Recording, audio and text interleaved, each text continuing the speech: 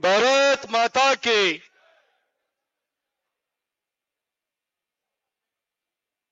ದಾವಣಗೆರೆಯ ಮಾಜಿ ಸಂಸದರು, ಕೇಂದ್ರದ ಮಾಜಿ ಸಚಿವರು,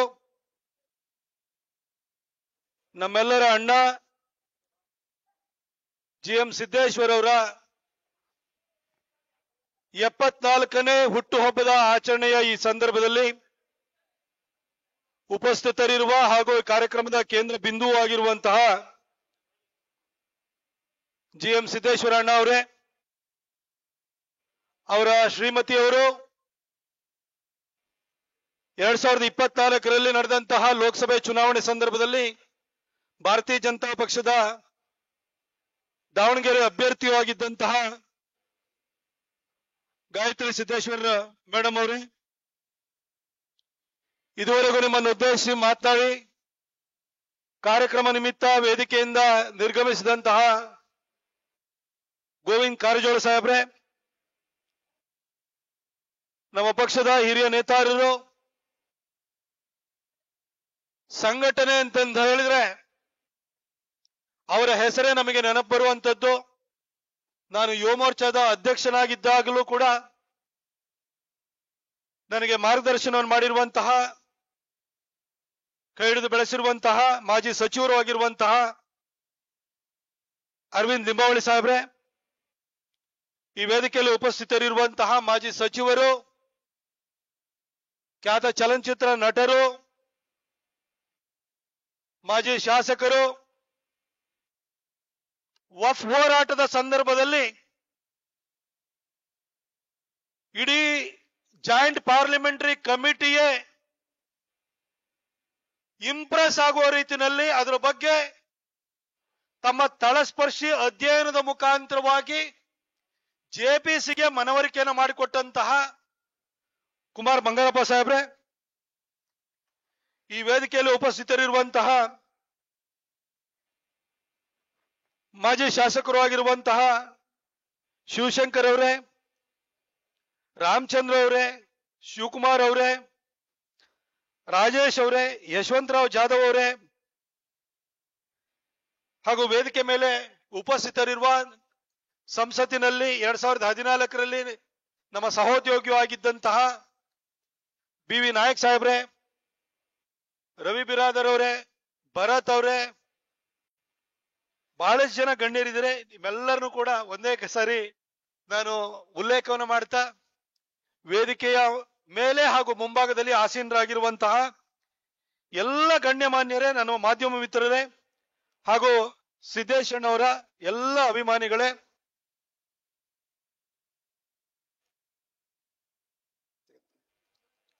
ನನ್ನನ್ನ ಬಹಳ ರ್ಯಾಬಲ್ ರೌಸಿಂಗ್ ಸ್ಪೀಚ್ ನ ಕೊಡ್ತೀನಿ ಅನ್ನೋ ರೀತಿಯಲ್ಲಿ ಇಂಟ್ರೊಡಕ್ಷನ್ ಮಾಡಿದ್ರು.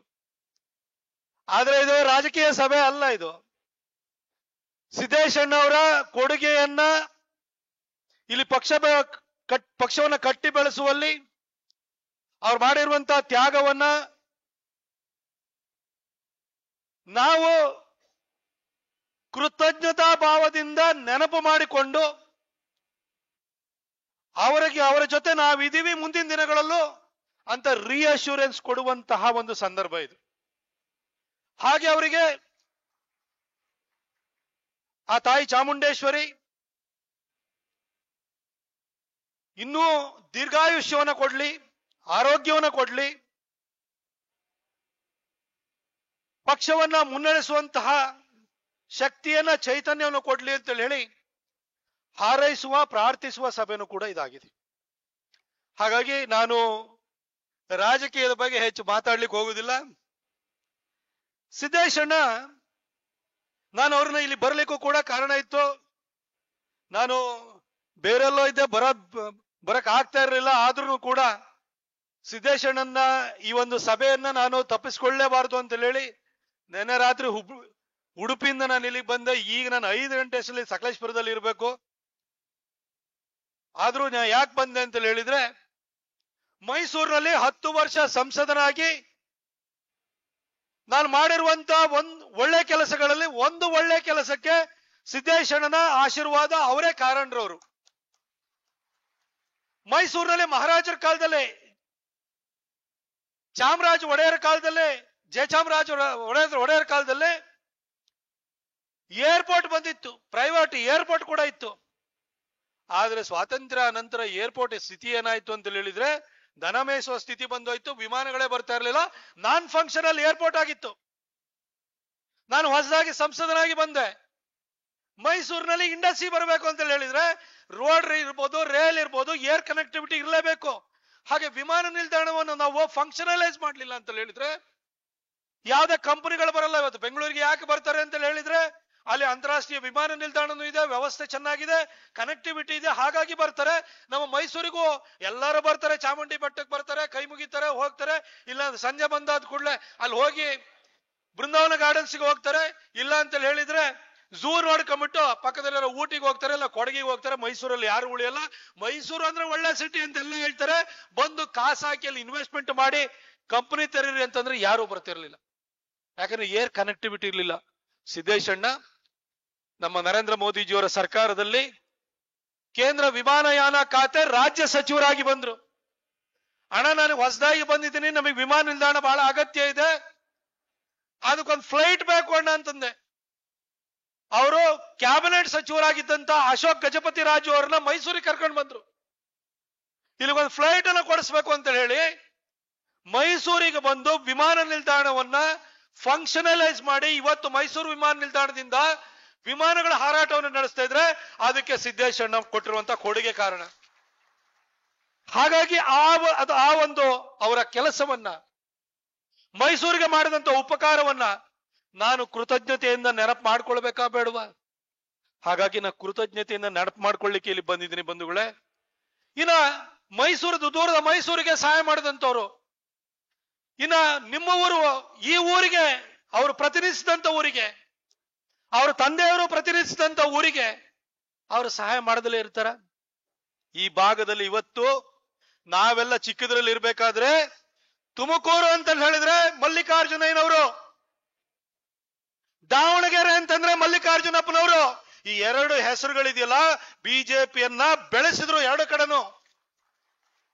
ಅಯೋಧ್ಯೆ ಮೂವ್ಮೆಂಟ್ ಟೈಮಲ್ಲೂ ಕೂಡ ಬರೀ ನಮಗೆ ಹೋರಾಟಗಳು ಜೋರಾಗ್ತಿದ್ವು, ಸೀಟನ್ನ ಗೆಲ್ಲಕ್ಕಾಗ್ತಿರ್ಲಿಲ್ಲ. ಆದ್ರೆ ಅಂತಹ ಸಂದರ್ಭದಲ್ಲಿ ಮಲ್ಲಿಕಾರ್ಜುನಯ್ಯನವರು ಗೆದ್ದು ಬಂದು ಪಕ್ಷವನ್ನ ಕಟ್ಟಿದ್ರು. ನಾವು ಹೇಳಿ ಕೇಳಿ, ನಾ ಸಕಲೇಶ್ಪುರದವನು, ಬೇಸಿಕಲಿ ನಾವು ಬಿ ಶಿವಪ್ಪನವರ ಅವರನ್ನ ನೋಡ್ಕೊಂಡು ಬೆಳೆದಂತವ್ರು ನಾವು. ನಮಗೆ ಬಿ ಶಿವಪ್ಪನವ್ರ ಬಗ್ಗೆ ಎಷ್ಟು ಗೌರವ ಪ್ರೀತಿ ಇದೆಯೋ, ಮಲ್ಲಿಕಾರ್ಜುನಯ್ಯನವ್ರ ಬಗ್ಗೆನೂ ಕೂಡ ನಮಗೆ ಅಷ್ಟೇ ಅಗಾಧವಾದಂತ ಪ್ರೀತಿ ವಿಶ್ವಾಸ ಇದೆ. ಈ ಊರಿನಲ್ಲಿ ಕಾಂಗ್ರೆಸ್ಸಿನ ಹುತ್ತದಲ್ಲಿ ಹೋಗಿ ಇವತ್ತು ಬಿಜೆಪಿನ ಕಟ್ಟಿದ್ರಲ್ಲ, ಕಮಲವನ್ನು ಅರಳಿಸಿದ್ರಲ್ಲ, ಅವ್ರ ಬಗ್ಗೆ ನಾವು ಕೃತಜ್ಞತೆಯನ್ನ ಸದಾ ಇಟ್ಕೊಳ್ಳೇಬೇಕು. ಅವರ ಮಗನಾಗಿ ಬಂದು 4 ಸರಿ ಈ ಕ್ಷೇತ್ರವನ್ನು ಕೂಡ ಪ್ರತಿನಿಧಿಸಿದ್ರು. ಸಿದ್ದೇಶಣ್ಣ ನಮ್ ತರ ಏನು ಮೀಡಿಯಾದಲ್ಲಿ ಬಂದು ಬೈಟ್ ಕೊಡಲ್ಲ, ಭಾಷಣ ಮಾಡಲ್ಲ.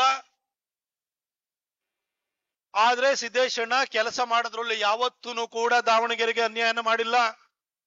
ಇವತ್ತು ಸಿದ್ದೇಶಣ್ಣವರ ನಾನು ರಿಪೋರ್ಟ್ ಕಾರ್ಡ್ನ ಇಟ್ಕೊಂಡು ನಾ ಹೇಳ್ಬೇಕು ಅಂತ ಹೇಳಿದ್ರೆ, ಮೋದಿ ಅವರು ಬಂದಾದ ನಂತರ ನೋಡಿ, ಹಿಂದೆ ನಾವು ಸಂಸದರಾಗಿದ್ದಾಗ ಮನಮೋಹನ್ ಸಿಂಗ್ ಸರ್ಕಾರದಲ್ಲಿ ಏನ್ ಸಂಸದರಾಗಿ ಏನ್ ಉಪಯೋಗ ಹೇಳಿ? ಇವತ್ತು ಸಿದ್ದರಾಮಯ್ಯನ ಸರ್ಕಾರದೊಳಗಡೆ BR Patil, Belur Gopal Krishna, H K ಪಾಟೀಲ್ರು ಅವರೇ ಬಾಯ್ ಪಡ್ಕೋತಾ ಇದ್ದಾರೆ. ಅಭಿವೃದ್ಧಿ ವಿರೋಧಿಗಳು ಮುಖ್ಯಮಂತ್ರಿ ಪ್ರಧಾನಮಂತ್ರಿ ಆದ್ರೆ ಪರಿಸ್ಥಿತಿ ಏನಾಗುತ್ತೆ? ಮನಮೋಹನ್ ಸಿಂಗ್ ಆಡಳಿತದಲ್ಲಿ ಸಂಸದರಾದ್ರೂ ಕೂಡ ಅದೊಂಥರ ಶಾಪ ಇದ್ದಂಗಿತ್ತು.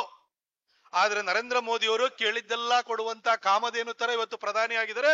ಅವ್ರ ಕೆಳಗಡೆ ಅವರು ಸಿದ್ದೇಶಣ್ಣ 2014ರಿಂದ 24ರವರೆಗೂ 10 ವರ್ಷಗಳ ಕಾರ್ಯಕಾಲದಲ್ಲಿ 10 ಕೆಲಸವನ್ನ ಮಾಡಿದ್ರು. ಇವತ್ತು ದಾವಣಗೆರೆ ಬಂದ್ರು. ದಾವಣಗೆರೆ ಅಂದ್ರೆ ಎಜುಕೇಶನ್ ಇನ್ಸ್ಟಿಟ್ಯೂಷನ್ ಅಂತ ಹೇಳ್ತಿದ್ವು ಅಷ್ಟೇ. ಆದ್ರೆ ದಾವಣಗೆರೆಯಲ್ಲಿ ಸುಸಜ್ಜಿತವಾಗಿರುವಂತಹ ಒಂದು ವ್ಯವಸ್ಥೆಗಳು, ಇಲ್ಲಿನ ರಸ್ತೆಗಳು, ಇಲ್ಲಿನ ಕ್ರೀಡಾಂಗಣ, ಇವೆಲ್ಲವನ್ನು ಮಾಡ್ಬೇಕಾಗಿ ಬಂದಿದ್ದು ಅದು ಸಿದ್ದೇಶಣ್ಣ ಮಾಡಿದ್ದು.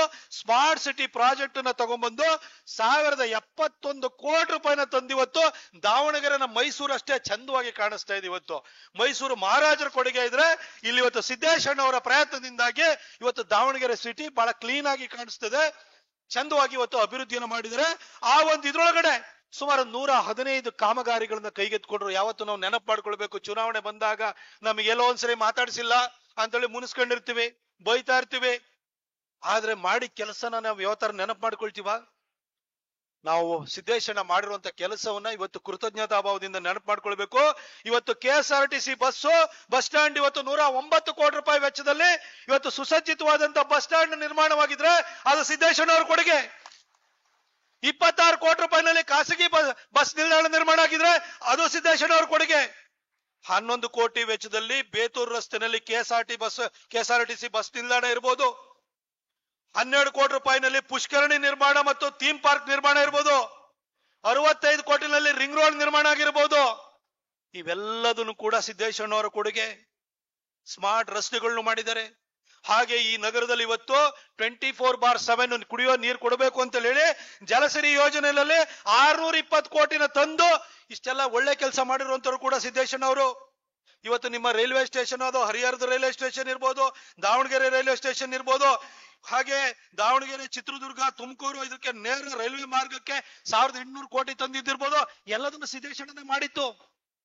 ಅಷ್ಟು ಮಾತ್ರ ಅಲ್ಲ ಬಂಧುಗಳೇ, ಇವತ್ತು ಚಿತ್ರದುರ್ಗ, ದಾವಣಗೆರೆ, ಹರಿಹರ ಇದು 6 ಲೇನಿಂಗ್ ಏನಾಗಿದೆ 1200 ಕೋಟಿ ರೂಪಾಯಿನಲ್ಲಿ, ಇದಕ್ಕೂ ಕೂಡ ಸಿದ್ದೇಶಣ್ಣವ್ರ ಕೊಡುಗೆ ಇರುವಂತದ್ದು. ಇಲ್ಲಿಂದ ನಿಮಗೆ ವಂದೇ ಭಾರತ್ ಟ್ರೈನ್ ಹೋಯ್ತು, ಅದ್ರಲ್ಲೂ ಕೂಡ ಸಿದ್ದೇಶಣ್ಣವ್ರ ಕೊಡುಗೆ ಇರುವಂತದ್ದು. ಇಷ್ಟು ಮಾತ್ರ ನಾನು ಬಹಳ ಸಂಕ್ಷಿಪ್ತವಾಗಿ ಹೇಳ್ತಾ, ಸಿದ್ದೇಶಣ್ಣ ಇಷ್ಟೆಲ್ಲಾ ಒಳ್ಳೆ ಕೆಲಸ ಮಾಡಿ ಜೊತೆಗೆ ಇನ್ನೂ ಒಂದು 5 ಪ್ರಮುಖ ಯೋಜನೆಗಳನ್ನ ತಗೊಂಡ್ಬಂದ್ರು. ಇವತ್ತು ಸಿದ್ದೇಶಣ್ಣನ ನೀವು ಆಯ್ಕೆ ಮಾಡಿ ಕಳಿಸಿದ್ರೆ 5 ಯೋಜನೆಗಳು ಕೂಡ ಕಾರ್ಯಗತವಾಗ್ತಿತ್ತು. ಆ ಯೋಜನೆಗಳು ಯಾವುದು ಅಂತಂದ್ರೆ, ನಿಮಗೆ ದಾವಣಗೆರೆ ಒಂದ್ ಕಾಲದಲ್ಲಿ ಏನಂತ ಹೇಳಿದ್ರು, ದಾವಣಗೆರೆಗೆ ಮ್ಯಾಂಚೆಸ್ಟರ್ ಆಫ್ ಕರ್ನಾಟಕ ಅಂತ ಹೇಳಿದ್ರು. ಇಲ್ಲಿ ನೇಯ್ಗೆ ಆ ಲೆವೆಲ್ಗಿತ್ತು. ನೀವು ಮರ್ತು ಬಿಟ್ಟಿದ್ರಿ. ಇವತ್ತು ಬರೀ ಎಜುಕೇಶನ್ ಇನ್ಸ್ಟಿಟ್ಯೂಷನ್ ಬೇರೆ ಬೇರೆ ಮಾತಾಡ್ತಿದ್ರಿ. ಇದನ್ನಕ್ಕೆ ನೇಯ್ಗೆನಲ್ಲಿ ಇವತ್ತು ನೀವೇನು ಜೀನ್ಸ್ ಅವೆಲ್ಲ ಬೇರೆ ಕಡೆಯಿಂದ ಅರವಿಂದ್ ಮಿಲ್ಸ್ ಅವರು, JCT ಅವರು ಅಷ್ಟೊಂದು ಮೀಟರ್ಗಳು ಬಟ್ಟೆನ ಅವರು ತಯಾರು ಮಾಡ್ತಾರಲ್ಲ, ಒಂದು ಕಾಲದಲ್ಲಿ ಕರ್ನಾಟಕದ ಮ್ಯಾಂಚೆಸ್ಟರ್ ಆಗಿತ್ತಿದು. ಅಷ್ಟು ಮಿಲ್ಗಳಿದ್ದು. ಇಂಥ ಊರನ್ನ ಬೆಳೆಸಬೇಕು ಅಂತ ಹೇಳಿದ್ರೆ ಇಲ್ಲಿಗೂ ಕೂಡ ವಿಮಾನ ನಿಲ್ದಾಣ ಬೇಕೋ ಬೇಡವಾ? ಅದು ಬೇಕು ಅಂತಲೇ ಸಿದ್ದೇಶಣ್ಣ ಫೀಸಿಬಿಲಿಟಿ ರಿಪೋರ್ಟ್ ಅನ್ನ ಕೊಡಿಸೋದಕ್ಕೋಸ್ಕರ ದುಡ್ಡು ಕೊಡಿಸಿ, ಫೀಸಿಬಿಲಿಟಿ ರಿಪೋರ್ಟ್ ಬಂದಾದ ನಂತರ 2022ರಲ್ಲಿ 375 ಎಕರೆ ಜಮೀನನ್ನ ಗುರುತಿಸಿ ಅದನ್ನ ಅಕ್ವಿಷನ್ ಮಾಡ್ಲಿಕ್ಕೆ, ಅದನ್ನ ಸ್ವಾಧೀನ ಮಾಡ್ಕೊಳ್ಳೋದಕ್ಕೆ 143 ಕೋಟಿ ರೂಪಾಯಿನ ಕೊಡಬೇಕು ಅಂತ ರಾಜ್ಯ ಸರ್ಕಾರಕ್ಕೆ ಸೂಚನೆಯನ್ನ ಕೊಡಿಸಿದ್ರು. ಆದ್ರೆ ಇವತ್ತು ರೈಲ್ವೆ ನಿಲ್ದಾಣ, ವಿಮಾನ ನಿಲ್ದಾಣ ಬಂತ, ಲ್ಯಾಂಡ್ ಅಕ್ವಿಷನ್ ನಡೀತಾ ಇದೆಯಾ? ಒಂದ್ ವೇಳೆ ಸಿದ್ದೇಶಣ್ಣ ಮತ್ತೊಂದ್ಸರಿ ನೀವು ಕಳ್ಸಿದ್ರೆ, ಅವ್ರ ಮನೆಯವ್ರನ್ನ ಕಳ್ಸಿದ್ರೆ, ಇವತ್ತು ವಿಮಾನ ನಿಲ್ದಾಣ ತಾರ್ಕಿಕ ಅಂತ್ಯಕ್ಕೆ ಬರುವ ಹಂತಕ್ಕೆ ಹೋಗ್ತಾ ಇತ್ತು. ಆದ್ರೆ ನಾವು ಕಳ್ಕೊಂಡುವ ಇಲ್ವಾ? ಅಷ್ಟು ಮಾತ್ರ ಅಲ್ಲ, ಈ ಒಂದು ಮರಿಯಮ್ಮನಹಳ್ಳಿ, ಹರಪನಹಳ್ಳಿ, ಹರಿಹರ, ಹೊನ್ನಾಳಿ, ಶಿವಮೊಗ್ಗ ಈ ಹೆದ್ದಾರಿಗೂ ಕೂಡ ಅಪ್ಗ್ರೇಡೇಷನ್ ಮಾಡಬೇಕು ಅಂತ ಹೊರಟ್ರು. 187 ಕಿಲೋಮೀಟರ್ ರಸ್ತೆ. ಆ ರಸ್ತೆ ಇವತ್ತಿದ್ದಿದ್ರೆ ನಿತಿನ್ ಗಡ್ಕರಿ ಅವ್ರ ಹತ್ರ ಹೋಗಿ ಜನ ಮತ್ತೆ ನನ್ನ ಕಳಿಸ್ಕೊಟ್ಟಿದ್ದಾರೆ, ಇದನ್ನ ಅಪ್ರೂವಲ್ ಮಾಡ್ಕೊಡಿ ಅಂತ ಹೇಳಿ ಪಟ್ಟು ಹಿಡಿದು ಮಾಡಿಸ್ಕೊ ಬರ್ತಾ ಇದ್ರು. ಅದನ್ನು ಕೂಡ ಇವತ್ತು ಹಂಗೇ ಕೂತ್ಕೊಂಡಿದೆ. ಈ ದಾವಣಗೆರೆ ಅಶೋಕ ಟಾಕೀಸ್ ಕೆಳಗಡೆ ರೈಲ್ವೆ ಅಂಡರ್ ಪಾಸ್ ಆಗ್ಬೇಕು, ಅದಕ್ಕೆ 49 ಕೋಟಿ ಬಂತು. ಅಪ್ರೋಚ್ ರೋಡ್ ಅನ್ನ ಮಾಡಬೇಕು. 1 ವರ್ಷ ಕಳೆದೋಯ್ತು, 1 ವರ್ಷ 2 ತಿಂಗಳಾಯ್ತು. ಹೊಸ ಸಂಸದರು ಬಂದು ಅವ್ರದೇ ಸರ್ಕಾರ, ಮನೆಯವರೇ ಮಂತ್ರಿ. ಈ ಮಾವನವರು ಮುಖ್ಯಮಂತ್ರಿ ಆಗ್ಬೇಕು ಅಂತ ಕನಸು ಕಾಣ್ತಾ ಇದ್ದಾರೆ. ಆದ್ರೆ ದಾವಣಗೆರೆಗೆ ಏನಾರು ಆಯ್ತಾ ಕೆಲಸನೇ ಆಗ್ತಾ ಇಲ್ಲ. ಅಷ್ಟು ಬಿಡಿ, ಇಲ್ಲಿ ಚಿಂದೋಡಿ ಲೀಲಾ ಸರ್ಕಾರ ಹತ್ರ ಸೇತುವೆ ನಿರ್ಮಾಣ ಇವೆಲ್ಲವನ್ನು ಕೂಡ ಅಪ್ರೂವಲ್ ಮಾಡಿಸ್ಕೊಂಡು ಬಂದ್ರು ಸಿದ್ದೇಶಣ್ಣ. ಜಿಲ್ಲಾ ಕ್ರೀಡಾಂಗಣ ಬೇಕು, ಅದಕ್ಕೊಂದು ಆಸ್ಟ್ರೋ ಟರ್ಫ್ ಹಾಕ್ಬೇಕು, ಸಿಂಥೆಟಿಕ್ ಟ್ರ್ಯಾಕ್ ಹಾಕ್ಬೇಕು ಅಂತ ಹೇಳಿ ಅವರು ಅನುರಾಗ್ ಠಾಕೂರ್ ಅವರ ಬೆನ್ನಿಂದ ಬಿದ್ದು 7 ಕೋಟಿ ರೂಪಾಯಿ ತಗೊಂಡ್ಬಂದ್ರು. 7 ಕೋಟಿ ರೂಪಾಯಿ ವರ್ಷ ಆದ್ರೂ ಕೂಡ ಅನುದಾನವನ್ನ ಬಳಕೆ ಮಾಡಲಿಲ್ಲ ಅಂತ ಹೇಳಿ ಅಷ್ಟು ಯೋಜನೆಗಳು ಕೂಡ ಇವತ್ತು ಸ್ಥಗಿತಗೊಂಡು ಕೆಲವು ಅನುದಾನ ವಾಪಸ್ ಹೋಗಿದೆ. ಪ್ರತಿ ಒಂದಕ್ಕೂ ಕೂಡ ದಾಖಲೆ ಇಟ್ಕೊಂಡು ಮಾತಾಡ್ತಾ ಇದ್ದೀನಿ. ನಾನು ಈಗಿನ ಸಂಸದರಾಗಿರುವಂತಹ ಪ್ರಭಾ ಮಲ್ಲಿಕಾರ್ಜುನ್ ಅವರವರೇ, ನಾನು ನಿಮ್ಮನ್ನು ಕೇಳಲಿಕ್ಕೆ ಬಯಸ್ತೀನಿ, ನೀವ್ ಏನೂ ಮಾಡಬೇಡಿ. ಮಾವನವರಿದ್ದಾರೆ, ಅವ್ರ ಆಶೀರ್ವಾದ ಇದೆ. ನಿಮ್ ಮಾವನವರು ಅನ್ಯ ಪಾರ್ಟಿಗಳ ಜೊತೆ ಹೋಗ್ಬಿಟ್ಟು ಅಡ್ಜಸ್ಟ್ಮೆಂಟ್ ಅನ್ನ ಮಾಡಿಬಿಟ್ಟು ನಿಮ್ಮನ್ನ ಸಂಸದೆ ಮಾಡಿಬಿಟ್ರು. ನೀವು ಆ ಕೃತಜ್ಞತೆಗೋಸ್ಕರ ಸಭೆ ಸಮಾರಂಭ ನಡೀತಾ ಇತ್ತಂದ್ರೆ ಹಿಂದ್ಗಡೆ ಹೋಗ್ಬಿಟ್ಟು ಪರದೆ ಹಿಂದ್ಗಡೆ ಹೋಗಿ ನಮಸ್ಕಾರ ಮಾಡಿ ಥ್ಯಾಂಕ್ ಯು ಸೋ ಮಚ್, ನೀವೆಲ್ಲ ಹೆಲ್ಪ್ ಮಾಡಿದ್ರಿ, ಇಲ್ಲಾಂದ್ರೆ ನಮ್ಮ ಅಪ್ಪನ ಹಣೆ ನಾನು, ನಮ್ಮ ಮಾವನ ಹಣೆ ನಾನು MP ಆಗ್ತಾ ಇರ್ಲಿಲ್ಲ ಅಂತ ಹೇಳಿ ಬರ್ತೀರಿ. ಒಂದು ಹುಲಿನೇ ಹೊಡೆದ್ಬಿಟ್ಟು ನೀವು ಅದನ್ನೇ ಸೋಲಿಸ್ಬಿಟ್ಟು ನನ್ನನ್ನ ಮಾಡಿಬಿಟ್ರಿ, ನನ್ನ ಮನೆಯೊಳಗೆ ಇಳ ಇದ್ದಳನ್ನ ಮಾಡಿಕೊಟ್ರಿ ಅಂತ ಹೇಳಿ ಧನ್ಯವಾದವನ್ನು ಹೇಳಿ ಬರ್ತೀರಿ. ಪ್ರಭಾ ಅವರೇ, ನಾನು ನಿಮಗೆ ಇಷ್ಟೇ ಹೇಳಕ್ ಹೋಗುವಂಥದ್ದು. ಮೊನ್ನೆ ಅಮಿತ್ ಶಾ ಅವ್ರು ಬಂದು ಏನೋ ಹೇಳಿದ್ರು, ನನ್ನನ್ನು ಹೊಗಳಿದ್ರು, ನಿಮ್ಮನ್ನು ಹೊಗಳಿಲಿಲ್ಲ, ಬಹಳ ಚಾಲಾಕಿ ಅಂತ ಹೇಳಿದ್ರು. ಚಾಲಾಕಿ ಯಾವ ಪಕ್ಷದವ್ರ ಜೊತೆನೂ ಬೇಕಾದ್ರೂ ಅಡ್ಜಸ್ಟ್ಮೆಂಟ್ ಮಾಡ್ಬಿಟ್ಟು ಚುನಾವಣೆಯಲ್ಲಿ ಗೆದ್ದು ಬಿಡ್ತೀರಿ. ಅಂತವ್ರನ್ನ ಗೆಲ್ಲಿಸಿದ್ರಲ್ಲ, ಅಮಿತ್ ಶಾ ಅವರು ಹೇಳಿದ್ರು, ನಿಮ್ ಶ್ಲಾಘನೆ ಮಾಡ್ಲಿಲ್ಲ. ನಿಮ್ ಚಾಲಾಕಿ ಕೆಲಸವನ್ನ, ನಿಮ್ಮ ಚಾಲಾಕಿತನವನ್ನ ನಮ್ಮ ಸಿದ್ದೇಶಣ್ಣ ತಂದಿದ್ರಲ್ಲ, ಈ 5 ಯೋಜನೆಗಳು, ಈ 5 ಯೋಜನೆಗಳನ್ನ ಇಂಪ್ಲಿಮೆಂಟ್ ಮಾಡೋದಕ್ಕೆ, ಇಲ್ಲಿ ವಿಮಾನ ನಿಲ್ದಾಣವನ್ನು ತರಲಿಕ್ಕೆ, ಆ ಸಿಂಥೆಟಿಕ್ ಟ್ರ್ಯಾಕ್ ಹಾಕೋದಕ್ಕೆ, ಆ ರೈಲ್ವೆ ಅಂಡರ್ ಪಾಸ್ ಮಾಡೋದಕ್ಕೆ, ಚಿಂದೋಡಿ ಲೀಲಾ ಸರ್ಕಲ್ ನಲ್ಲಿ ಆ ಒಂದು ಸೇತುವನ್ನ ಮಾಡೋದಕ್ಕೆ ಇದಕ್ ಬಳಸಿ ಮೇಡಮ್. ನಿಮ್ ಏನು ಮಾಡಬೇಡಿ. ನಮ್ ಸಿದ್ದೇಶಣ್ಣ ತಂದಿದ್ರಲ್ಲ, ಆ ಯೋಜನೆಗಳ ಅನುಷ್ಠಾನವನ್ನು ಮಾಡಿದ್ರೆ ಸಾಕು. ಜನ ಕನಿಷ್ಠ ನೀವೇನೇ ಸರ್ಕಸ್ ಮಾಡಿ ಗೆದ್ದಿದಿರಲ್ಲ, ಇವತ್ತು ಅನ್ಯಾಯದಿಂದ ಗೆದ್ಕೊಂಡಿದ್ದೀರಿ. ಅನ್ಯಾಯ ಮಾಡಿದ್ರು ಬಹಳ ಜನ ಇದ್ದಾರೆ. ಆದ್ರೆ ನೀವು ಅಟ್ಲೀಸ್ಟ್ ಕನಿಷ್ಠ ಆ ಕೃತಜ್ಞತೆಯನ್ನ ತೋರಿಸಬಹುದು. ಸಿದ್ದೇಶಣ್ಣ ಮಾಡಿದಂತ ಒಳ್ಳೆ ಕೆಲಸವನ್ನ ನಾನು ಮುಂದುವರಿಸ್ತಿದ್ದೀನಿ ಅಂತ ಹೇಳುವಂತ ಸೌಜನ್ಯ ತೋರಿದ್ರು ಸಾಕು. ದಾವಣಗೆರೆ ಜನ ಧನ್ಯರಾಗ್ತಾರೆ ಮೇಡಮ್ ಅಂತ ಹೇಳಲಿಕ್ಕೆ ಬಯಸ್ತೀನಿ.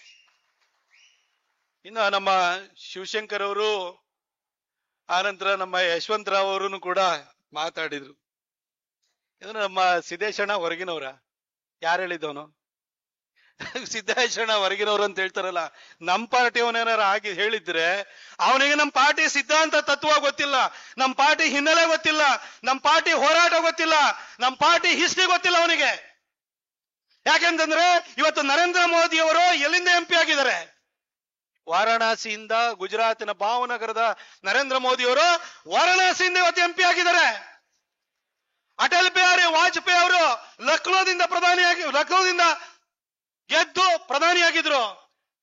ಪಾಕಿಸ್ತಾನದ ಸಿಂಧ್ನಲ್ಲಿ ಹುಟ್ಟಿದಂತಹ ಆಡ್ವಾಣಿಯವರು ಗುಜರಾತ್ನ ಗಾಂಧಿನಗರದಿಂದ ಆಯ್ಕೆಯಾಗಿ ದೇಶದ ಉಪ ಪ್ರಧಾನಿಯಾಗಿದ್ರು. ಡೆಲ್ಲಿನಲ್ಲಿ ಹರಿಯಾಣಕ್ಕೆ ಸೇರಿದಂತಹ ಸುಷ್ಮಾ ಸ್ವರಾಜ್ ಅವರು ಇಲ್ಲಿ ಬಂದು ಬಳ್ಳಾರಿನಲ್ಲಿ ಚುನಾವಣೆಗೆ ನಿಂತಿದ್ರು. ಇದು ಇತಿಹಾಸನೇ ಗೊತ್ತಿಲ್ಲದೆ ಸಿದ್ದೇಶಣ್ಣ ಹೊರಗಿನವರಲ್ಲ, ಅವ್ರ ನಮ್ಮವರು ಅನ್ನೋ ಕಾರಣಕ್ಕೋಸ್ಕರನೇ ಸಿದ್ದೇಶಣ್ಣ ಅವ್ರ ತಂದೆ ಮಲ್ಲಿಕಾರ್ಜುನಪ್ಪನವ್ರನ್ನ 2 ಸರಿ ಗೆಲ್ಸಿದ್ದು, ಸಿದ್ದೇಶಣ್ಣನ 4 ಸರಿ ಗೆಲ್ಸಿದ್ದು. ಈ ಸರಿ ನಿಮ್ಮಂತವರೆಲ್ಲ ದೋಖಾ ಬಗಿಲಿಲ್ಲ ಅಂದ್ರೆ 5ನೇ ಸರಿನೂ ಮತ್ತೆ ಅವ್ರ ಮನೆಯವರು ಈ ಸಂಸದರಾಗಿರ್ತಾ ಇದ್ರು, ಒಳ್ಳೆ ಕೆಲಸವನ್ನ ಮಾಡ್ತಾ ಇದ್ರು. ನಮ್ ಸಿದ್ದೇಶಣ್ಣಂಗೆ ನಾನು ಆಗ್ಲೇ ಹೇಳಿದೆ, ಈ ಜನರ ಎದುರುಗಡೆ ಹೋಗಿ ನಾಟಕ ಮಾಡೋದೆಲ್ಲ ಗೊತ್ತಿಲ್ಲ. ಅರ್ಧಾಡಿ ನೀರೊಳಗಡೆ ದೋಣಿ ಓಡಿಸೋದವ್ರಿಗೆ ಗೊತ್ತಿಲ್ಲ. ಅವರಿಗೆ ಅದು ಮಾಡ್ಬೇಕಿತ್ತು ಸಿದ್ದೇಶಣ್ಣ.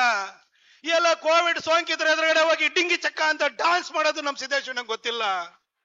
ನಮ್ ಸಿದ್ದೇಶಣ್ಣಂಗೆ DK ಶಿವಕುಮಾರ್ ಅಲ್ಲಿ ಉಪಮುಖ್ಯಮಂತ್ರಿ ಆದ ಕೂಡಲೇ ಕೆರೆನಲ್ಲಿ ಹೊಡೆದಿರೋ ದುಡ್ಡೇನಾದ್ರೂ ಸಿಕ್ಕಾಕೊಂಡ್ಬಿಡುತ್ತೆ ಅಂತ ಹೇಳಿ ಬುಕ್ಕೆ ಕೊಟ್ಟು ಬರುವಂತದ್ದು ನಮ್ ಸಿದ್ದೇಶಣ್ಣಂಗೆ ಗೊತ್ತಿಲ್ಲ. ನಮ್ ಸಿದ್ದೇಶಣ್ಣ ಒಳ್ಳೆ ಕೆಲಸ ಮಾಡೋದು ಮಾತ್ರ ಗೊತ್ತಿರ್ತಾರೆ. ಇಂಥವರು ನಮ್ಮ ಸಿದ್ದೇಶಣ್ಣಗೆ ಸರ್ಟಿಫಿಕೇಟ್ ಕೊಡ್ಬೇಕಾ? ಸಿದ್ದೇಶಣ್ಣ, ನಿಮ್ ಜೊತೆ ನಾವು ಇದೀವಿ. ಯಾಕೆಂದ್ರೆ ನಿಮ್ಮ ತಂದೆಯವರ ಪಕ್ಷವನ್ನ ಕಟ್ಟಿ ಬೆಳೆಸಿದಂತವ್ರು, ನೀವು ಆ ಪರಂಪರೆಯನ್ನು ಮುಂದುವರಿಸ್ಕೊಂಡು ಹೋದಂತವ್ರು. ನಿಮ್ ಜೊತೆ ನಾವೆಲ್ಲ ಇದೀವಿ. ನಿಮ್ಮ ಮೇಲೆ ಪ್ರೀತಿ, ವಿಶ್ವಾಸದಿಂದ, ಅಭಿಮಾನದಿಂದ ನಾವಿಲ್ಲಿ ಬಂದಿರುವಂತದ್ದು. ಒಗ್ಗಟ್ಟಿನಲ್ಲಿ ಬಲನೂ ಇದೆ, ಒಗ್ಗಟ್ಟಿನಲ್ಲಿ ಯಶಸ್ಸು ಇದೆ. ನಾವಿವತ್ತೆಲ್ಲರೂ ಒಗ್ಗಟ್ಟಾಗಿರೋಣ, ಬಿಜೆಪಿಯನ್ನ ಬೆಳೆಸೋಣ. ಇವತ್ತು ಕಾಂಗ್ರೆಸ್ ಇಂದ ಇವತ್ತು ಯಾವ ಪರಿಸ್ಥಿತಿ ಬಂದಿದೆ ಇವತ್ತು ರಾಜ್ಯದಲ್ಲಿ ಅಂತ ಹೇಳಿದ್ರೆ ನಿಮಗೆ ಕೂಡ ಗೊತ್ತಿದೆ ಅಲ್ಲ. ನೀವೊಂದೇಳಿ ಅಕ್ಕಿ ಬೇಡ ಅಂತ ಹೇಳಿ BR ಪಾಟೀಲ್ ಬಸವರಾಜ ರಾಯರೆಡ್ಡಿ ಅವರು ಹೇಳ್ತಾರೆ, ಅಕ್ಕಿ ಬೇಡ ಅಂತ ಹೇಳಿ ಅಭಿವೃದ್ಧಿ ಮಾಡ್ತೀವಿ ಅಂತ ಹೇಳಿ. ಅಲ್ಲ, ಸಭೆ ಸಮಾರಂಭದಲ್ಲಿ ಸಿದ್ದರಾಮಯ್ಯನವರು ಕುತ್ಕೊಂಡ್ಬಿಟ್ಟು, ಕಾಕಾ ಪಾಟೀಲ ನಿಂಗೂ 200 ಕೋಟಿ ನೋಟ್ ಫ್ರೀ ಕಣಯ್ಯ, ಮದಪ್ಪ ನಿನ್ನ ಹೆಂಡ್ರಿಗೂ 2000 ಬರುತ್ತೆ, ನನ್ನ ಹೆಂಡ್ರಿಗೂ 2000 ಬರುತ್ತೆ ಕಣಯ್ಯ, ನಮ್ಮ ಸರ್ಕಾರ ಅಧಿಕಾರ ಬಂದ್ಕೊಳ್ಳೆ ಬಸ್ ಅಲ್ಲಿ ನೀವೇನ್ ಬೇಕಲ್ಲ ಫ್ರೀಯಾಗಿ ಓಡಾಡ್ಕೊಂಡಿರಿ ಆಯ್ತಾ, ಹಿಂಗಂತ ಹೇಳಿದ್ರು. ನಿಮ್ ಮಕ್ಕಳಿಗೆ ಯುವ ನಿಧಿ ಕೊಡ್ತೀವಿ, 3,000 ಕೊಡ್ತೀವಿ ಅಂತ ಹೇಳಿದ್ರು. 10 kg ಅಕ್ಕಿ ಕೊಡ್ತೀವಿ, 10 ಅಂತಂದ್ರು. ಸಿದ್ದರಾಮಣ್ಣ 10 kg ಅಕ್ಕಿ ಕೊಟ್ರೆ, ಹೆಂಡ್ರಿಗೆ 2,000 ರೂಪಾಯಿ ಕೊಟ್ರೆ, ಕಾಕಾ ಪಾಟೀಲಿಗೆ 200 ಫ್ರೀ ಕೊಟ್ರೆ, ಮಾದೇವಪ್ಪನವ್ರ ಹೆಂಡ್ರಿಗೂ 2,000 ರೂಪಾಯಿ ಕೊಟ್ರೆ, ನಿಮಗೆ ಈ 2,000 ಇದನ್ನೆಲ್ಲ ಕೊಟ್ರೆ ನಿಮಗೆ ರೋಡ್ ಮಾಡಲ್ಲ, ರಸ್ತೆ ಮಾಡಲ್ಲ, ಕುಡಿಯೋ ನೀರು ಕೊಡಲ್ಲ, ಅಭಿವೃದ್ಧಿ ಮಾಡಲ್ಲ, ನಿಮ್ ಮಕ್ಕಳಿಗೆ ಮಂಗ್ಯ ಮಾಡ್ತೀವಿ ಅಂತ ನೀವೇನಾದ್ರು ಹೇಳಿದ್ರ ಸರ್? ಆಶಾ ಕಾರ್ಯಕರ್ತರಿಗೆ 10,000 ರೂಪಾಯಿ ಕೊಡ್ತೀವಿ ಅಂತ ಹೇಳಿದ್ರಿ. ನೀವು ಒಂದು ವೇಳೆ ಉಚಿತವಾಗಿ ಅಕ್ಕಿ ತಗೊಂಡ್ರೆ ಆಶಾ ಕಾರ್ಯಕರ್ತರಿಗೆ 10,000 ಕೊಡಲ್ಲ ಅಂತ ಹೇಳಿದ್ರ? ಅಥವಾ ನಿಮಗೆ ಅಂಗನವಾಡಿ ಕಾರ್ಯಕರ್ತರಿಗೆ 10,000 ರೂಪಾಯಿ ಕೊಡ್ತೀವಿ ಅಂದಿದ್ರಿ? ಓಲ್ಡ್ ಪೆನ್ಷನ್ ಸ್ಕೀಮ್ ಕೊಡ್ತೀವಿ ಅಂತ ಗೌರ್ಮೆಂಟ್ ಎಂಪ್ಲಾಯೀಸ್ನೆಲ್ಲ ಯಾಮಾರಿಸಿದ್ರಿ. ನೀವು ಇದೆಲ್ಲ ಬೇಡ ಅಂದ್ರೆ ಅಷ್ಟೇನೆ ರೋಡ್ ಮಾಡ್ತೀವಿ ಅಂತ ನೀವೇನಾದ್ರೂ ಹೇಳಿದ್ರ ಸರ್? ಸಿದ್ದರಾಮಯ್ಯನವರೇ, ಬಸವರಾಜ ರಾಯರೆಡ್ಡಿ ಅವರೇ, ಹೋಗಿ ಸಿದ್ದರಾಮಯ್ಯನವ್ರಿಗೆ ಹೇಳಿ. 13 ಬಜೆಟ್ ಅನ್ನ ಮಂಡಿಸಿದಂತ ವಿಶ್ವವಿಖ್ಯಾತ ಅರ್ಥಶಾಸ್ತ್ರಜ್ಞ ಅವರು. ಹಾಗಾಗಿ ಸಿದ್ದರಾಮಯ್ಯನವ್ರು ಹೇಳ್ಬೇಕು ಅಂತಂದ್ರೆ ಇವ್ರು ಮನಮೋಹನ್ ಸಿಂಗ್ ಅವ್ರಿಗಿಂತ ವರ್ಲ್ಡ್ಸ್ ರಿನೌಂಡ್ ಎಕನಾಮಿಸ್ಟ್. ಹಾಗಾಗಿ ಎಲ್ಲಾ ಕೊಟ್ಬಿಡ್ತಾರೆ ಅಂತ ನಮ್ ಜನ ಬಿಜೆಪಿಗೆ ಓಟ್ ಹಾಕ್ತಿದ್ದವರು ಹೋಗ್ಬಿಟ್ಟು ಸಿದ್ದರಾಮಯ್ಯಗೆ ಓಟ್ ಹಾಕಿ ಬಂದ್ಬಿಟ್ರು, ಎಲ್ಲ ಫ್ರೀ ಆಗಿ ಸಿಕ್ಬಿಡುತ್ತೆ ಅಂತ ಹೇಳಿ. ಈ ಫ್ರೀ ಆಗಿ ಸಿಕ್ಕಿದ್ದು ನಿಮಗೆ ನಾಮ ಅಷ್ಟೇನೆ ಬಿಟ್ಟು ಇನ್ನೇನು ಸಿಗ್ಲಿಲ್ಲ. ಇವತ್ತು ಯಾರ ಸತ್ರ ಆ ಡೆತ್ ಸರ್ಟಿಫಿಕೇಟ್ ತಗೊಳ್ಬೇಕು ಅಂದ್ರೆ ಅದ್ರ ಫೀಸ್ ಜಾಸ್ತಿ, ಪಾಣಿ ಪಟ್ಟ ತಗೊಳ್ಬೇಕು ಅಂದ್ರೆ ಅದ್ರ ಫೀಸ್ ಜಾಸ್ತಿ. ನಿಮಗೆ ಪೆಟ್ರೋಲ್ ಡೀಸೆಲ್ ಎಕ್ಸೈಸ್ ಡ್ಯೂಟಿನ ಸ್ಟೇಟ್ ಅವರು ಜಾಸ್ತಿ ಮಾಡಿದ್ರು, ಮುದ್ರಾಂಕ ಶುಲ್ಕವನ್ನ ಜಾಸ್ತಿಯನ್ನು ಮಾಡಿದ್ರು. ಇವತ್ತು ಕರೆಂಟ್ ಬಿಲ್ ಬರ್ತಾ ಇದೆ ಅಂದ್ರೆ 3 ರೂಪಾಯಿ 3.5 ರೂಪಾಯಿ ಇದ್ದ ಕರೆಂಟ್ ಬಿಲ್ಲು ಈಗ 7 ಚಿಲ್ಲರೆ ಆಯ್ತು. ಅದ್ರ ಜೊತೆಗೆ ಈ ತಿಂಗಳಿಂದ ನಿಮಗೆ ಬಿಲ್ಲು, ಮೇ ತಿಂಗಳಿಂದ ಬಿಲ್ ಏನ್ ಹಾಕಿದ್ರೆ ಅಂದ್ರೆ ಉದ್ಯೋಗಿಗಳ PF ಮತ್ತೆ ಗ್ರಾಚ್ಯುಟಿನೂ ಕೂಡ ನೀವೇ ಕೊಡ್ಬೇಕು ಅಂತ ಹೇಳ್ಬಿಟ್ಟು ಅದಕ್ಕೆ ಬೆಲೆನ ಹೆಚ್ಚಳ ಮಾಡಿದ್ದಾರೆ ನಿಮ್ ಬಿಲ್ಲಲ್ಲಿ. ಅಷ್ಟು ಮಾತ್ರ ಇಲ್ಲಿ ಮುಂದಿನ ದಿನಗಳಲ್ಲಿ ಸಂಬಳನೂ ನೀವೇ ಕೊಡ್ಬೇಕು ಅಂತ ಬರುತ್ತೆ. ಇವತ್ತು ಯಾವ್ದ್ರದ್ದು ಹಾಲಿನ ಬೆಲೆ 9 ರೂಪಾಯಿ ಹೆಚ್ಚಳ ಆಗಿದೆ. ಎಲ್ಲ ಅಗತ್ಯ ಸೇವೆಗಳು 48 ಅಗತ್ಯ ಸೇವೆಗಳ ಬೆಲೆ ಇವತ್ತು ಹೆಚ್ಚಳವನ್ನು ಮಾಡಿದ್ರು. ಬಸವರಾಜ ರಾಯರೆಡ್ಡಿ ಅವರೇ, ಇವೆಲ್ಲ ಜಾಸ್ತಿ ಮಾಡ್ತೀವಿ ಅಂತ ನೀವು ಹೇಳಿದ್ರ ಸರ್? ಇಂಥ ಒಂದು ಬಂಡ ಸರ್ಕಾರ ಇವತ್ತು ರಾಜ್ಯದಲ್ಲಿದೆ. ನಿಶ್ಚಿತವಾಗಿಯೂ ಕೂಡ ಮುಂದಿನ ಸಾರಿ ಭಾರತೀಯ ಜನತಾ ಪಕ್ಷ ಸ್ವಂತ ಬಲದಿಂದ ಹಾಗೂ ನಮ್ಮ JDS ಅವರ ಪ್ರೀತಿಯಿಂದ, JDS ಅವರ ಬಗ್ಗೆ ಕೃತಜ್ಞತೆಯಿಂದ ಹೇಳಬೇಕು. ಬಿಜೆಪಿ ಮೊದಲನೇ ಹಂತದಲ್ಲಿ ನಡೆದಂತ 14 ಸ್ಥಾನಗಳ ಚುನಾವಣೆಯಲ್ಲಿ 12ರಲ್ಲಿ ಗೆದ್ದಿದ್ರೆ ಅದಕ್ಕೆ HD ದೇವೇಗೌಡರು ಮತ್ತು ಕುಮಾರಣ್ಣನ ದೊಡ್ಡ ಶ್ರಮ ಇದೆ, ಅವರ ಆಶೀರ್ವಾದ ಇದೆ. ತುಮಕೂರಿನಲ್ಲಿ ಇತಿಹಾಸದಲ್ಲಿ ಅತಿ ಹೆಚ್ಚು ಮಾರ್ಜಿನಲ್ಲಿ ಸೋಮಣ್ಣ ಸಾಹೇಬರು ಗೆದ್ದಿದ್ರೆ ಅದಕ್ಕೆ HD ದೇವೇಗೌಡರು ಸಾಹೇಬರು ಮತ್ತು ಕುಮಾರಣ್ಣನ ಕೊಡುಗೆ ಇದೆ. ಇದು JDS ಅವರು ಕೂಡ ನಾವು ಬಿಜೆಪಿ ಮುಂದೆ ಜೊತೆಯಾಗಿ ಹೋಗ್ತೀವಿ. ಇನ್ನು ಕಾಂಗ್ರೆಸ್ ಧೂಳಿಪಟನ ಮಾಡಿ 2/3 ಮೆಜಾರಿಟಿಗಿಂತ ಜಾಸ್ತಿ ಅಂತರದಲ್ಲಿ ಮತ್ತೆ ಬಿಜೆಪಿ ಮತ್ತು JDS ಸರ್ಕಾರ ಈ ರಾಜ್ಯದಲ್ಲಿ ಅಧಿಕಾರಕ್ಕೆ ಬರುತ್ತೆ. ಹಾಗೆ ಅಧಿಕಾರಕ್ಕೆ ಬರುವಂತ ಸಂದರ್ಭದಲ್ಲಿ ತುಮಕೂರಿನಲ್ಲಿ ಮತ್ತೊಂದು ಸಾರಿ ಬಿಜೆಪಿ ಬಾವುಟವನ್ನ ನಾವು ಯಾರ ನೇತೃತ್ವದಲ್ಲಿ ಹಾರಿಸಬೇಕು ಹೇಳಿ? ನಮ್ಮ ಸಿದ್ದೇಶಣ್ಣ ನೇತೃತ್ವದಲ್ಲಿ ಹಾರಿಸಬೇಕು. ನಾವು ಅದಕ್ಕೋಸ್ಕರವಾಗಿ ನಾವೆಲ್ಲ ಒಟ್ಟಿಗೆ ಇರೋಣ, ಒಟ್ಟಿಗೆ ಕೆಲಸ ಮಾಡೋಣ ಅಂತ ಹೇಳ್ತಾ ಇವತ್ತು ನಮ್ಮ ವೇದಿಕೆಯಲ್ಲಿ ಅರವಿಂದ್ ಲಿಂಬಾವಳಿ ಅವರಿದ್ದಾರೆ. ಅರವಿಂದ್ ಲಿಂಬಾವಳಿ ಅಂತಂದ್ರೆ ಸಂಘಟನಾ ಚಾತುರ್ಯ ಅಂತ. ಯಾವುದೇ ವಿಷಯ ಇರ್ಬೋದು, ನಾವಾದ್ರೆ ಬಡಬಡ ಅಂತ ಮಾತಾಡ್ತೀವಿ, ಆದ್ರೆ ಅವರು ಪ್ರತಿಯೊಂದ್ರ ಬಗ್ಗೆನೂ ಹೋಮ್ವರ್ಕ್ ಮಾಡುವಂತವ್ರು. ಇನ್ನೊಬ್ರು ಸಾವುಕಾರರು ಬಂದಿಲ್ಲ ಇವತ್ತು, ರಮೇಶ್ ಜಾರಕಿಹೊಳಿ ಸಾಹೇಬ್ರು, ಕುಮಾರಣ್ಣ ಇಲ್ಲೇ ಇದ್ದಾರೆ. ಇವರ 3 ಜನ ಪ್ರಯತ್ನ ವಾಲ್ಮೀಕಿ ಅಭಿವೃದ್ಧಿ ನಿಗಮದ ಹಗರಣ ಏನಿದೆಯಲ್ಲ, ಆ ಹಗರಣದ ಬಗ್ಗೆ ನಾವು ಅದನ್ನ ಏನೇ ಹೋರಾಟ ಮಾಡಿದ್ರೆ ಈ ಮೊಂಡು ಸರ್ಕಾರ ಏನಿದೆಯಲ್ಲ, ಎಮ್ಮೆ ಚರ್ಮದ ಸರ್ಕಾರಕ್ಕೆ ಏನು ಉಪಯೋಗ ಇಲ್ಲ ಅಂತ ಹೇಳಿ ಕೋರ್ಟ್ಗೆ ಅಪ್ರೋಚ್ ಮಾಡಿ ಇವತ್ತು CBI ಎನ್ಕ್ವೈರಿಗೆ ಕೋರ್ಟ್ ಆದೇಶವನ್ನು ಮಾಡಿದ್ರೆ ಅದಕ್ಕೆ ಅರವಿಂದ್ ಲಿಂಬಾವಳಿ ಅವರು, ಸಾವುಕಾರರು ಮತ್ತು ಕುಮಾರಣ್ಣ ಕಾರಣ. ಇವರು ಈ ಒಂದು ಹಗರಣದಿಂದ ಸಿದ್ದರಾಮಣ್ಣ ಮೂಡಾದಿಂದ ಬಚಾವಾಗಿರುವಂತ ಸಿದ್ದರಾಮಣ್ಣ ವಾಲ್ಮೀಕಿ ಹಗರಣದಲ್ಲಿ ಮನೆಗೆ ಹೋಗುವಂತ ಎಲ್ಲ ಸಾಧ್ಯತೆ ಇದೆ. ಯಾಕಂದ್ರೆ ಒಬ್ಬ ಫೈನಾನ್ಸ್ ಮಿನಿಸ್ಟರ್ ಆಗಿ ಎನಿ ಫೈನಾನ್ಷಿಯಲ್ ಅಪ್ರೂವಲ್ಗೆ finance minister will be held responsible, ಅವರೇ ಹೊಣೆಗಾರರಾಗ್ತಾರೆ. ಅದಕ್ಕೋಸ್ಕರ ಸಿದ್ದರಾಮಯ್ಯನವರಿಗೆ ನಡುಕ ಶುರುವಾಗ್ಬಿಟ್ಟು ಅದು ಸಭೆ ಹಿಂದೆ ಸಭೆನ ಮಾಡ್ತಾ ಇದ್ದಾರೆ. ಬಂಧುಗಳೇ, ಇಂಥ ಒಂದು ಒಳ್ಳೆ ಹೋರಾಟ ಮಾಡಿದಂತ ಹಿನ್ನೆಲೆನೂ ಕೂಡ ಈ ವೇದಿಕೆಯಲ್ಲಿ ಇರುವಂತವರಿಗಿದೆ. ನಾವೆಲ್ಲ ಸೇರಿ ಬಿಜೆಪಿಯನ್ನು ಕಟ್ಟೋಣ. ಈ ಭಾಗದಲ್ಲಿ ನಮ್ಮ ಸಿದ್ದೇಶಣ್ಣ ಅವರ ನೇತೃತ್ವದಲ್ಲಿ, ಅವರ ಮಾರ್ಗದರ್ಶನದಲ್ಲಿ ನಾವು ಮುನ್ನೋಡಿನ ಅಂತ ಹೇಳ್ತಾ, ನಾನು ಸಿದ್ದೇಶಣ್ಣವರಿಗೆ ಆ ತಾಯಿ ಚಾಮುಂಡೇಶ್ವರಿ ದೀರ್ಘಾಯುಷ್ಯವನ್ನ ಕೊಡ್ಲಿ, ಆರೋಗ್ಯವನ್ನ ಕೊಡ್ಲಿ, ನಮ್ಮೆಲ್ಲರನ್ನು ಕೂಡ ಮುನ್ನಡೆಸುವಂತಹ ಶಕ್ತಿಯನ್ನ, ಚೈತನ್ಯವನ್ನು ಕೊಡ್ಲಿ ಅಂತ ಹೇಳಿ ನಾನು ಪ್ರಾರ್ಥಿಸ್ತಾ ಹಾರೈಸ್ತಾ ನನ್ನ ಮಾತನ್ನು ಮುಗಿಸ್ತೀನಿ. ಬೋಲೋ ಭಾರತ್ ಮಾತಾ ಕಿ. ಸನ್ಮಾನ್ಯ GM ಸಿದ್ದೇಶ್ವರ ಅವರ ಒಟ್ಟಿಗೆ ನಾವೆಲ್ಲ ಇರ್ತೀವಿ, ನಿಮ್ಮ ಒಟ್ಟಿಗೆ ನಾವು ಇರ್ತೀವಿ ಅಂತ ಹೇಳಿರ್ತಕ್ಕಂಥ ಸನ್ಮಾನ್ಯ ಪ್ರತಾಪ ಸಿಂಹ ಅವರಿಗೆ ಧನ್ಯವಾದಗಳು. ಖ್ಯಾತ ಚಲನಚಿತ್ರ ನಟರು, ಮಾಜಿ ಮುಖ್ಯಮಂತ್ರಿಗಳಾದ ದಿವಂಗತ ಬಂಗಾರಪ್ಪನವರ ಸುಪುತ್ರರು, ಅಶ್ವತ್ಥಾಮ ಯಾದವನ್ನ ರಾಜಕೀಯದಲ್ಲಿ ಪ್ರಾರಂಭ ಮಾಡಿದಂತ ನಮ್ಮ ನಾಯಕರಾದ ಸನ್ಮಾನ್ಯ ಕುಮಾರ್ ಬಂಗಾರಪ್ಪನವರು ಸಭೆಯನ್ನು ಉದ್ದೇಶಿಸಿ ಮಾತನಾಡಬೇಕು ಅಂತೇಳಿ ವಿನಂತಿಯನ್ನ ಮಾಡ್ತಿದ್ದೆ.